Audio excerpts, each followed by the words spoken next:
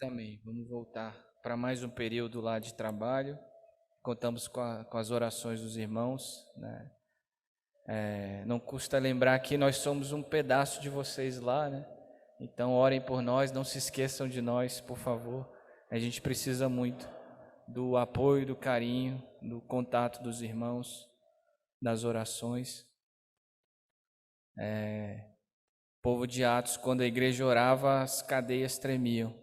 E a gente precisa muito do poder de Deus lá, para que as cadeias caiam, os corações se convertam e o céu se encha de mais pessoas, de outras nações. Vamos abrir a Bíblia em Mateus 14, do primeiro verso. Naquele tempo ouviu Herodes, o tetrarca, a fama de Jesus, e disse aos seus criados: Esse é João Batista, ressuscitou dos mortos, e por isso essas maravilhas operam nele. Que Herodes tinha prendido João, tinha amarrado e colocado no cárcere por causa de Herodias, mulher de seu irmão Filipe. Porque João dissera: não tinha lícito possuí-la, e querendo matá-la, temia o povo, porque tinham como profeta. Festejando-se, porém, o dia natalício de Herodes, dançou a filha de Herodias diante dele, e agradou Herodes. Por isso, prometeu com juramento dar-lhe tudo o que pedisse, e ela, instruída previamente por sua mãe, disse: Dá-me aqui num prato a cabeça de João Batista. E o rei afligiu-se, mas por causa do juramento e dos que estavam à mesa com ele, ordenou que se lhe desse, e mandou degolar João no cárcere. E a sua cabeça foi trazida num prato e dada à jovem. E ela levou a sua mãe, e chegaram seus discípulos, e levaram o corpo, e o sepultaram, e foram anunciá-lo a Jesus. E ouvindo isto, retirou-se dali num barco, para um lugar deserto, apartado, e sabendo o povo, seguiu a pé, desde as cidades. E Jesus, saindo, viu uma grande multidão, e possuído de íntima compaixão para com ela, curou os seus enfermos. E sendo chegada a tarde, os seus discípulos aproximaram-se dele, dizendo: O lugar é deserto, e a hora já é avançada. Despede a multidão, para que vão pelas aldeias e comprem comida para si. Jesus, porém, lhes disse: Não é mister que vão, dai-lhes vós de comer. Então eles disseram: Não temos aqui senão 5 pães e 2 peixes. E ele disse: Trazei-mos aqui. E tendo mandado que a multidão se assentasse sobre a erva, tomou os 5 pães e os 2 peixes, e erguendo os olhos ao céu, os abençoou. E partindo os pães, deu-os aos discípulos, e os discípulos à multidão. E comeram todos e saciaram, e levantaram dos pedaços que sobejaram 12 cestos cheios. E os que comeram foram quase 5.000 homens, além das mulheres e crianças. E logo ordenou Jesus que os seus discípulos entrassem no barco e fossem adiante para o outro lado, enquanto despedia a multidão. E despedida a multidão, subiu ao monte para orar à parte, e chegada já tarde estava ali só. E o barco estava já no meio do mar, açoitado pelas ondas, porque o vento era contrário. Mas à 4ª vigília da noite, dirigiu-se Jesus para eles, andando por cima do mar. E os discípulos, vendo andando sobre o mar, assustaram-se, dizendo: É um fantasma, e gritaram com medo. Jesus, porém, lhes falou logo, dizendo: Tende bom ânimo, sou eu, não temais. E respondeu-lhe Pedro e disse: Senhor, se és tu, manda-me ir ter contigo por cima das águas. E ele disse: Vem. E Pedro, descendo do barco, andou sobre as águas para ir ter com Jesus. Mas sentindo o vento forte, teve medo, e começando a ir para o fundo, clamou, dizendo: Senhor, salva-me. E logo Jesus, estendendo a mão, segurou e disse: Homem de pequena fé, por que duvidaste? E quando subiram para o barco, acalmou o vento. Então aproximaram-se os que estavam no barco e adoraram, dizendo: És verdadeiramente o Filho de Deus. Amém, Senhor. Nós estamos aqui reunidos, Senhor, para dizer mais uma vez que Tu és o Filho de Deus. Jesus, esteja com a gente hoje, abre nosso coração, nosso entendimento para a Tua palavra, Senhor. Te revela um pouco mais, Senhor. Fala com o nosso coração, fala de uma maneira, Pai, especial com cada um, Senhor. uma maneira que só o Teu Espírito Santo, Senhor, pode falar com cada um, Senhor. Que a Tua palavra nos guie, nos direcione, Senhor, e marque os nossos corações nessa noite, que só ela possa marcar os nossos corações, em nome de Jesus. Amém. Então, eu tinha até preparado uma outra coisa para falar para os irmãos, mas esses dias a gente foi fazer um culto lá em casa de agradecimento pela vida do meu pai. Minha mãe pediu para eu tocar uma música que eu nem conhecia, e aí quando eu fui tocar, depois eu fui reler a história, e aí assim, Deus falou muito forte comigo que era para trazer isso para vocês, que fala sobre essa passagem que Pedro anda sobre as águas. Mas antes de Pedro andar, então, o que é interessante é isso, sempre tem uma história antes e uma história depois, né? É um fio, né? E Jesus, ele se retira, a gente leu, o primo dele morre, que é João Batista, e ele se retira para um lugar deserto, no verso 13, ele vai para um lugar apartado, ele queria ficar só, ele queria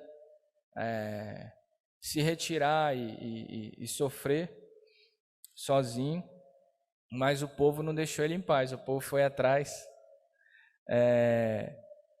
até na tradução do Gilberto, ele fala que são 16 quilômetros, mais ou menos, do local que Jesus falou, para onde ele foi, a baía entre Tiberíades e Cafarnaum, e ele foi de barco, talvez para despistar, mas o povo foi correndo atrás, 16 quilômetros, então o povo estava sedento, e alcançou, né? E aí quando ele chegou no lugar que ele esperava estar vazio, tinha uma multidão de 5.000 pessoas esperando. E aí no verso 14 fala que tinha uma grande multidão, e ele se compadeceu, né, da multidão, e curou os seus enfermos, e ele falou para os discípulos, né, e aí os discípulos falaram que estava com fome, que o povo estava com fome, e mandou despedir, e Jesus fala, né, dai-lhe vós de comer. E o interessante dessa história é que no final, depois que ele multiplica a comida, sobram 12 cestos, né? Um para cada discípulo que não estava crendo. Cada discípulo vai voltar com um cesto para casa, só porque não creu. E ele deu comida para todo mundo e ainda sobrou um cesto para cada discípulo. Jesus gastava tempo com o povo, né? Era o que movia o coração dele. Há 2 semanas o Tony falou e é interessante, cada pessoa tem uma ênfase, e ele sempre fala isso, né? Da gente gastar o tempo com as pessoas. Então ele falou muito, né, sobre o que, como a gente tem testemunhado, o que a gente tem feito da nossa vida, né? E na verdade a gente não vai levar nada daqui, né, dessa terra, né? Tem um ditado que fala que o caixão não tem gaveta, e no céu também não vai ter armário, só vão vidas para lá, né? Então, com que você tem gastado a sua vida, né? Isso me marcou novamente, né? O Tony sempre fala isso e é verdade, assim. Com que a gente tem gastado? A gente tem gastado a nossa vida com outras vidas, porque Jesus fazia isso. Então ele queria ficar só, ele foi para um lugar para ficar só, mas a multidão o seguiu, ele se compadeceu e ele abençoou aquela multidão, né? Quantas vidas você tem abençoado? Com que você tem gastado o seu tempo, né? Então, no céu, a nossa única glória vai ser olhar para o lado e ver, cara, esse aqui foi eu que trouxe, eu que preguei, né? Jesus que faz a obra, mas Jesus me usou para trazer esse aqui, aquele ali, aquele ali.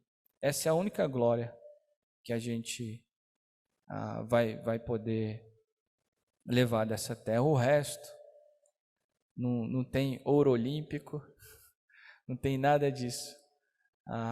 O troféu são vidas salvas por Jesus. E aí depois Jesus despediu a multidão e finalmente para ele ficar sozinho, ele falou para os discípulos: entra no barco e vai, me deixa aqui, deixa eu ficar a sós com o Pai. No verso 23, então, ele despediu a multidão, subiu ao monte para orar, né?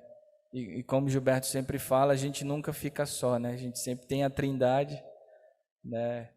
E Jesus estava ali só, mas com o Pai, né? E quando a gente está triste, ele estava ali para assimilar a morte do primo dele, e de uma maneira bizarra, né? Então, uma tragédia mesmo, e enfim, quem tiver curiosidade, quiser visitar, a gente tem o castelo lá de Herodes, desse lado de cá do rio onde a gente mora, e eu nunca subi lá porque é meio perigoso para ir com as meninas, que é alto, mas eu já vi de fora, então é bem alto. E depois de uma dança, Herodes mata João Batista e serve, e lá tem as ruínas da cela onde João Batista ficou, enfim, é bem legal. Eu espero ir lá, mas com as crianças eu ainda tenho um pouco de medo, mas eu espero ir lá. Se vocês forem me visitar, vai ser um motivo a mais para ir lá. Mas quando você está triste, com quem que você fala? Né? Quem você procura? Né? Com quem você vai desabafar? Então Jesus, ele procurou um lugar sozinho para ir falar com o Pai.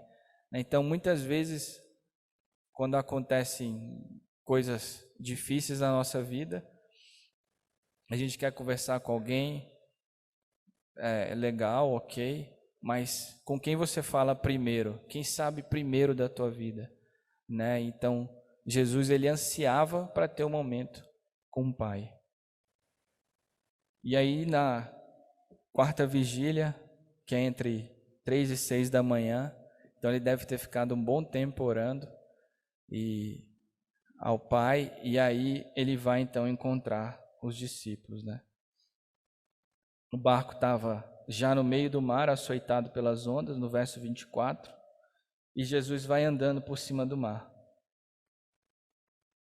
E o engraçado é que quando eles veem Jesus, eles se assustaram e falam, né, é um fantasma, e gritaram com medo. Então, quando a gente está numa situação difícil, até a salvação parece assombração, né? Jesus estava indo para salvar eles e eles estavam achando que ainda era um terror que estava se multiplicando. E exatamente quando a gente se concentra nas circunstâncias e não na solução do problema, é que a gente se apavora com tudo, né? Mas Jesus, ele fala coragem, né? No verso 26, no verso 27, tem de bom ânimo, né? O coragem sou eu, né? Eu estou aqui, né? Então, irmão, se você está passando por uma dificuldade, Jesus te fala, eu estou aqui, coragem, né? Tem bom ânimo. Essa viagem aconteceram várias coisas, né? Então a gente veio com um pensamento e Deus, né? Eu tinha a questão da prova, depois as meninas vieram para ter um momento de férias. E acho que tudo que a gente não teve foi férias. Mas foi por um bom motivo, né? Assim, um motivo muito especial, né? Que teve a cirurgia do meu pai. Até ele falou para agradecer novamente as orações. Ele está bem, está se recuperando. E inicialmente ele ia ter que ficar um tempo em São Paulo, mas liberaram ele para vir para Brasília, o que foi ótimo, que ele pode ficar perto da família, em casa, né? É totalmente diferente. Então, são bênçãos atrás de bênçãos, né? Mas para chegar lá, teve luta, né? Teve bastante luta. Meu pai espera há 30 anos e há 4 ele faz hemodiálise. Então, estava bem penoso para ele.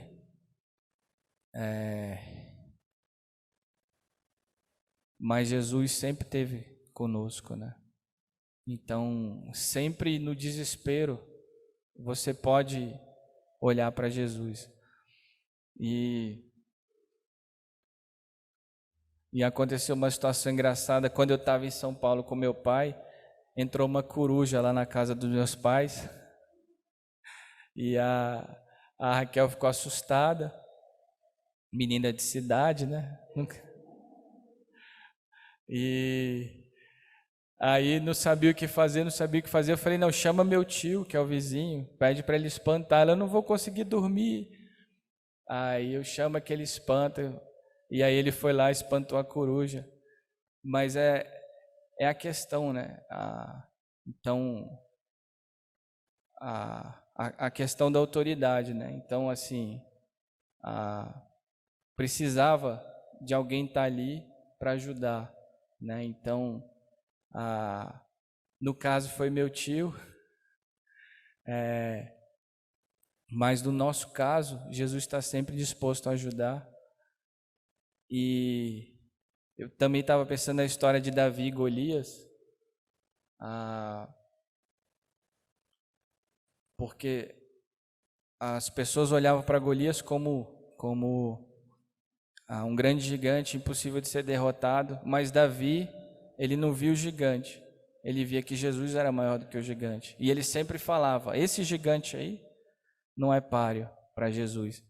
Então, às vezes, a gente se concentra no gigante e esquece que quem é muito maior do que o gigante, quem criou todas as coisas está do nosso lado, né? E ele está vindo andando sobre as águas e a gente está olhando para o mar revolto, mas Jesus, ele não só ele não só comanda a tempestade, mas ele anda sobre a tempestade, né? Ele fala, eu estou aqui, acalma a tempestade. E o interessante é que Pedro, ele sempre tinha essa personalidade sanguínea, né? E ele fala, não, então se é você mesmo, eu vou até aí, né? E assim, é interessante que Jesus fala, então vem, né? Então, muitas vezes, a gente pode se abrir com Deus. Ele não vai se surpreender, ele conhece a nossa natureza, ele sabe do que a gente é feito. Exponha seus sentimentos, né, para Jesus. Então, ele não te frustrará, você pode ser usado, né, como Pedro foi.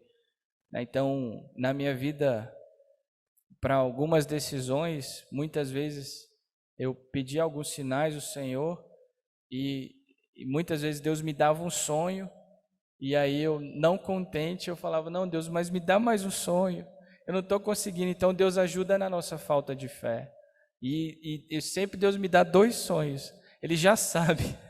Ele me dá um, aí no outro dia ele confirma. Quando ele não confirma, eu já sei, porque ele sabe da minha falta de fé, né? Então, Deus nos conhece. Não tenha medo de se abrir com Deus. Não tenha medo de ser ousado, né? Como Pedro foi. Né? Fale com o Senhor, exponha seus sentimentos. Ele te conhece, Ele te ama. Mas Pedro, sentindo o vento forte, teve medo. e ele começou a afundar e clamou: Senhor, me salva.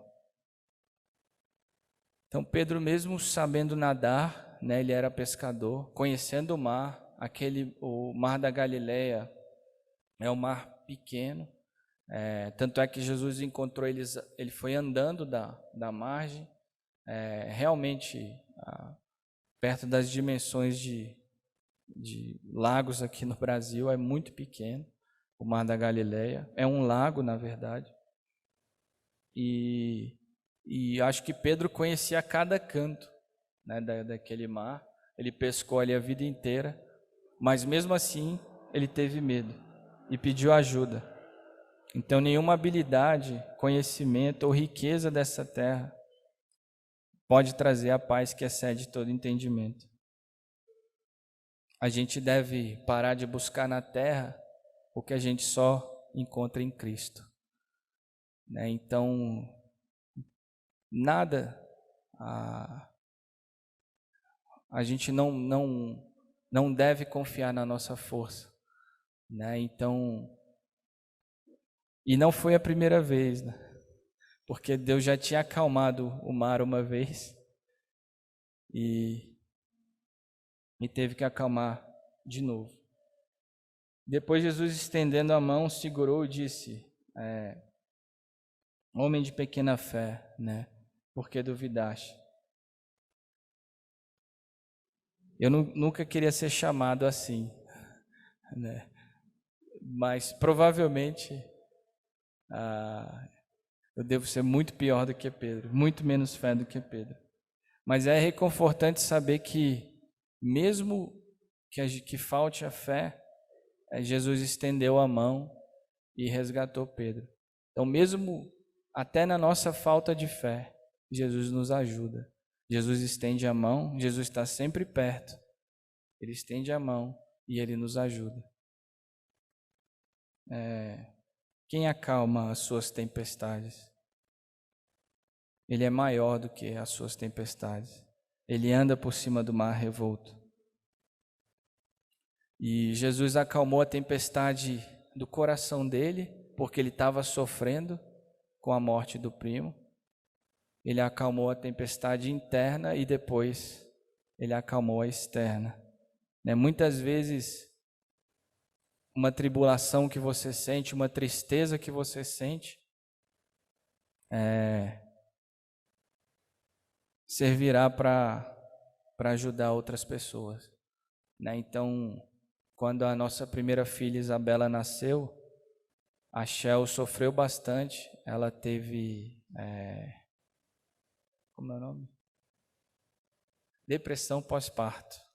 Nem sabia que isso existia, mas eu conheci na prática. E foi um tempo muito difícil para a gente, mas a igreja aqui, a igreja na cidade onde a gente morava, ajudou bastante.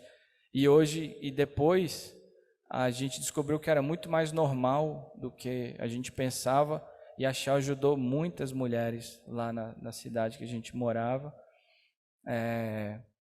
que também sofreram, e há um sofrimento às vezes silencioso, e Deus usou, né, tudo que a gente passou para acalmar outros corações, né? Então, às vezes, uma tribulação que você está passando é para você ganhar experiência para ajudar outros. E no verso 32, Jesus sobe e acalma o vento, né? Quem criou o vento pode acalmar o vento. E no 33, então aproximaram-se os que estavam no barco e adoraram-no, dizendo: És verdadeiramente o Filho de Deus. Se a gente voltar um pouco, Mateus 8:23, fala: entrando ele no barco, vou esperar um pouquinho.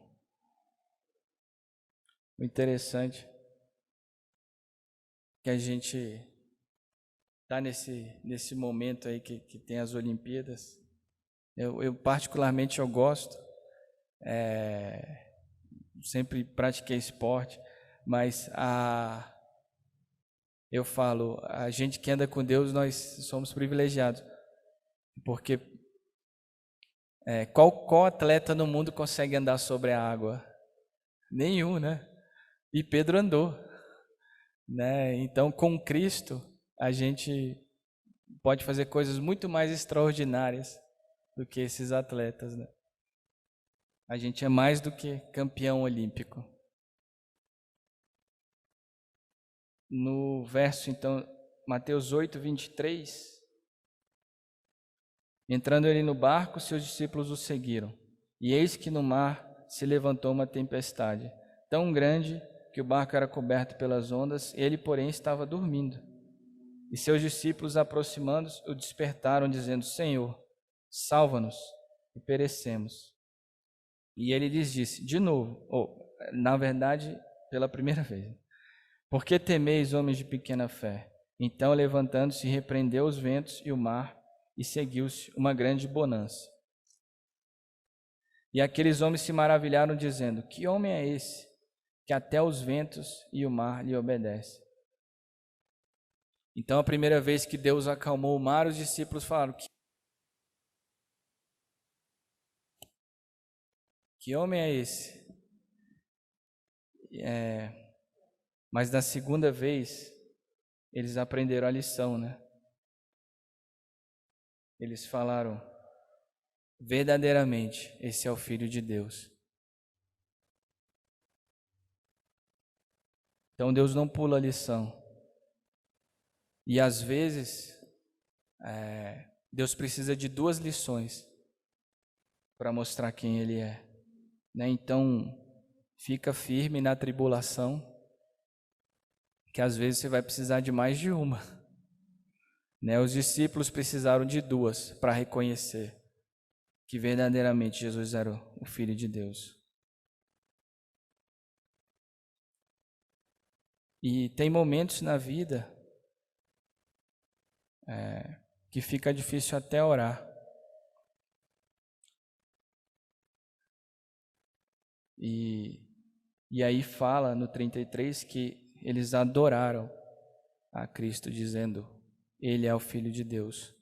Então, às vezes, quando estiver difícil, até orar, adore, cante um louvor. O único trecho da Bíblia que fala que Jesus cantou foi quando ele estava indo para o Monte das Oliveiras, que ele que tem aquela passagem dele: passa de mim esse cálice, que ele foi orar, que ele suou sangue.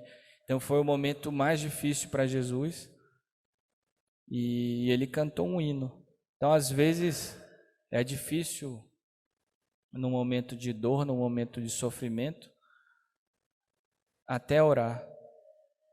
Então adore, porque quando a gente adora, a gente tira a concentração das circunstâncias e coloca em Cristo. Eu não vou dizer com todo louvor, porque tem uns louvor aí mas uns louvores bíblicos vão trazer verdades ao seu coração e verdades acerca de Cristo que podem te ajudar no momento de sofrimento.